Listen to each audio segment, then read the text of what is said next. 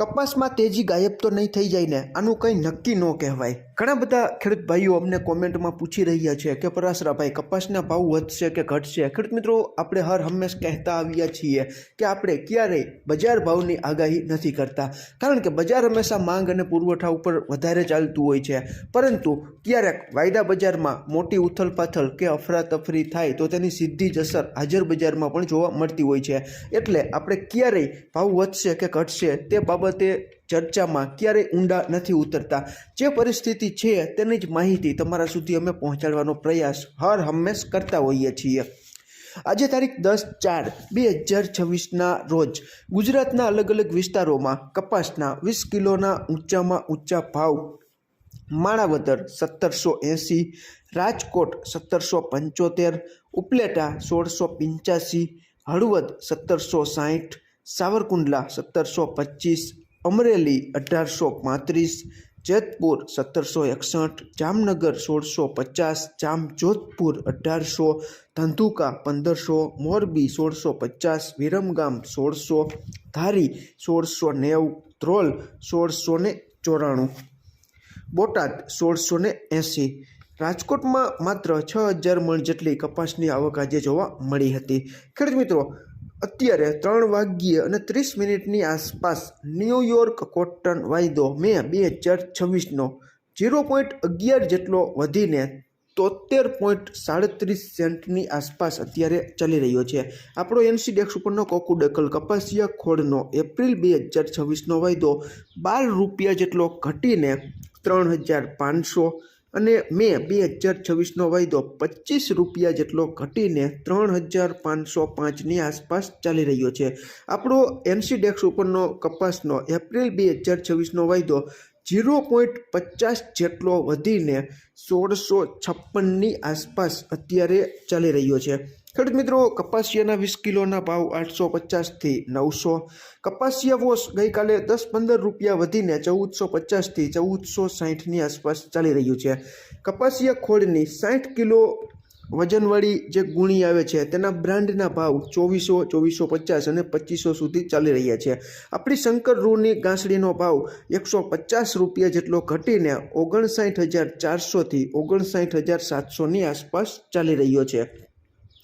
ખેડૂત મિત્રો, વિદેશી રૂ બજારની આપણે માહિતી મેળવીએ તો દરેક દેશના રૂના ભાવ છે તે આપણા ભારતીય માપ 356 કિલોની ખાંડીમાં ભારતીય રૂપિયામાં કયા દેશમાં કેવા ભાવ બોલાઈ રહ્યા છે તેની માહિતી આપણે મેળવી લઈએ।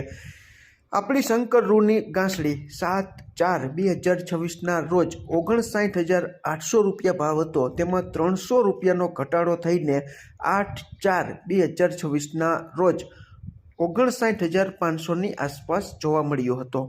ન્યૂયોર્કના મે વાયદા પ્રમાણે 7 તારીખે 51915 રૂપિયા ભાવ હતો, તેમાં 83 રૂપિયા વધીને 8 તારીખે 51998 રૂપિયા થઈ ગયા।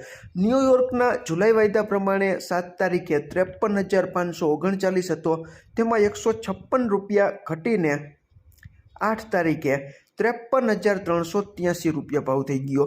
ચીનના મે વાયદા પ્રમાણે 7 તારીખે 73603 રૂપિયા ભાવ હતો, તેમાં 391 રૂપિયાનો ઘટાડો થઈને 8 તારીખે 73212 રૂપિયા થઈ ગયો।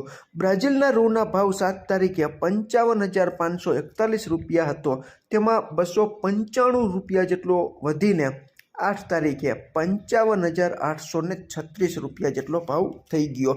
ટૂંકમાં ખેડૂત મિત્રો, ગામડે બેઠા ઘણા બધા ખેડૂત મિત્રો અમને કહી રહ્યા છે કે અમારે ત્યાં 1680, 1700, 1650, 1600 જેવા ભાવ છે તે કપાસની ગુણવત્તા મુજબ બોલાઈ રહ્યા છે।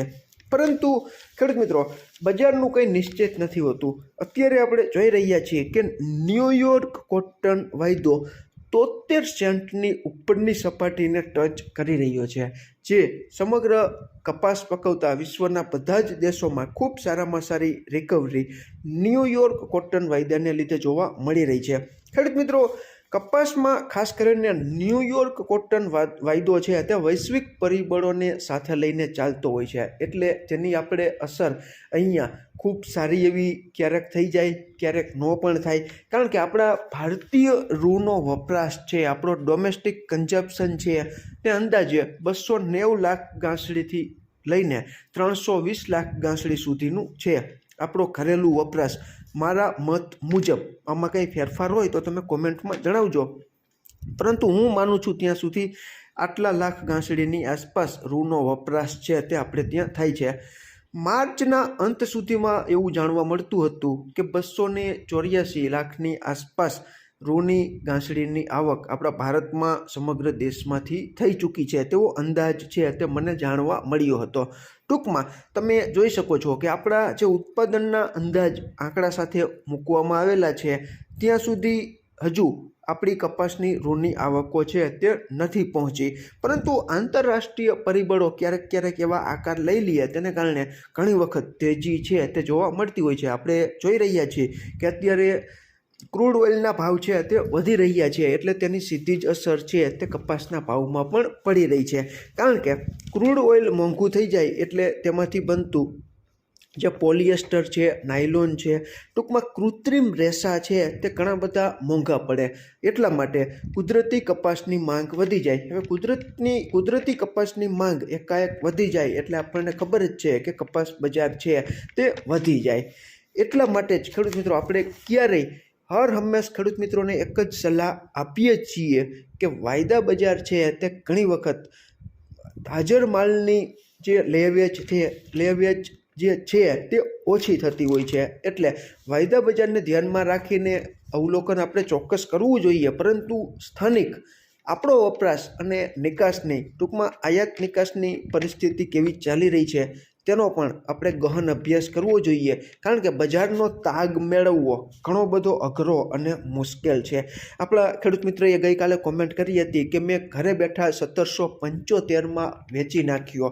તેને ટોચનો ભાવ પકડ્યો કહેવાય.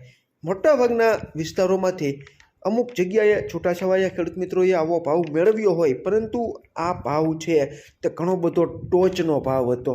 અત્યારે એવું પણ બની શકે કે આજે 1775 જેટલો ભાવ કદાચ ન પણ બોલાતો હોય. જે ખેડૂત મિત્રોએ 1775માં ગઈકાલે કપાસ વેચ્યો હતો તે ખેડૂત મિત્રો આપણો વિડીયો જો જોતા હોય અને સાંભળતા હોય તો કોમેન્ટ કરે કે આજે તે જ કપાસના કેવા ભાવ પોતાના વિસ્તારમાં બોલાઈ રહ્યા છે. ખેડૂત મિત્રો અમે ક્યારેય ખેડૂતોને ડરાવતા કે ગભરાવતા નથી. તમારા ખુદના આર્થિક નાણાકીય જોખમને ધ્યાનમાં રાખીને તમારે તમારો પોતાનો કપાસ રાખવો કે વેચી નાખવો તેનો સંપૂર્ણ નિર્ણય અમારી માહિતીને આધારે નથી લેવાનો, પરંતુ તમારે ખુદના ભરોસે આર્થિક જોખમ સહન કરવાની શક્તિને ધ્યાનમાં રાખીને જ સંપૂર્ણ તમારા ભરોસે તમારે તમારો પોતાનો કપાસ રાખવો કે વેચી નાખવો તેનો યોગ્ય નિર્ણય લઈ શકો છો. આમાં ક્યાંય કોઈ પણ પ્રકારની ભૂલ કે કચાશ હોય અને તમારી પાસે નવી અપડેટ હોય તો ચોક્કસ તમે કોમેન્ટમાં જણાવજો. ફરી જ મળશું નવી જ માહિતી લઈને નવા જ આવનારા વિડીયોમાં. ત્યાં સુધી આપ જોડાયેલા રહો, માહિતગાર બનો, આગળ વધો. આભાર ખેડૂત મિત્રો.